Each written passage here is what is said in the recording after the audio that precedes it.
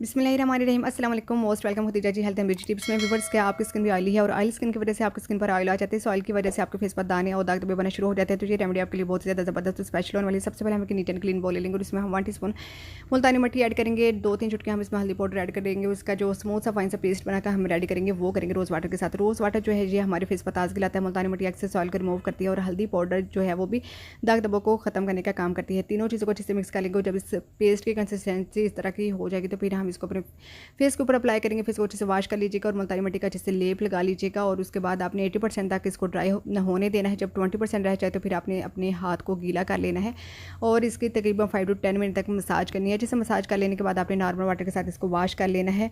ये जो पैक है ये ड्राई स्किन वालों के लिए नहीं है, ऑयली स्किन वालों के लिए है। आपको बहुत अच्छा इसका रिजल्ट मिलने वाला है। आप इसको डेली भी यूज़ कर सकते हैं और इसका लाइव रिजल्ट जो है वो आपके सामने है। वीडियो को लाइक शेयर सब्सक्राइब अपना बहुत सारा ख्याल दुआ में याद। अल्लाह हाफिज़। Thanks for watching.